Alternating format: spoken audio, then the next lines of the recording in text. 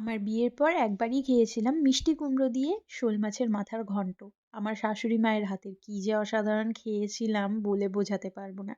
গতকালকে বাড়িতে এসছে শোল মাছ, মাথাটা রেখে দিয়েছিলাম। মনে মনে ভেবেই রেখেছিলাম যে সেই কুমড়ো ঘন্ট করব। মায়ের কাছ থেকে রেসিপিটা জেনে আজকে করলাম।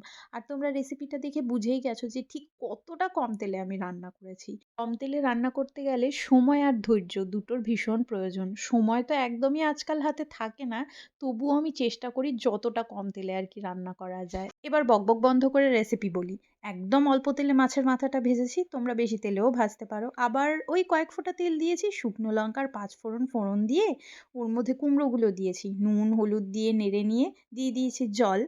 কুমড়োটা যখন এই যে এরকম সেদ্ধ হয়ে এসছে, এর মধ্যে মাছের মাথা দুটো দিয়ে দিয়েছি। খুন্তি দিয়ে না মাছের মাথা দুটো একটু ভেঙে দিয়েছি। তারপর যখন ঝোলটা একদম শুকিয়ে আসবে দিয়ে দিয়েছি বেশ খানিকটা ধনেপাতা। ব্যাস, রেডি আমার রান্না। আর কিচ্ছু না, কোনো মসলা না। ঠিক যেরকম নুন হলুদ দিয়ে রান্না করলাম ঠিক এইভাবেই। কি যে অসাধারণ খেতে হয় এটা, না করে খেলে কেউ বুঝতে পারবে না। তবে শাশুড়ি মায়ের হাতের রান্নার টেস্টটা আমার কাছে কিন্তু আরো বেশি ভালো লেগেছিল। এটাও ভালো হয়েছে। খাওয়া-দাওয়া শেষে যখন মাকে জিজ্ঞাসা করলাম, "কেমন খেলে?" মা বলল, "দারুণ।" মাকে বললাম, "তোমার হাতের মতো টেস্ট কিন্তু আসেনি।"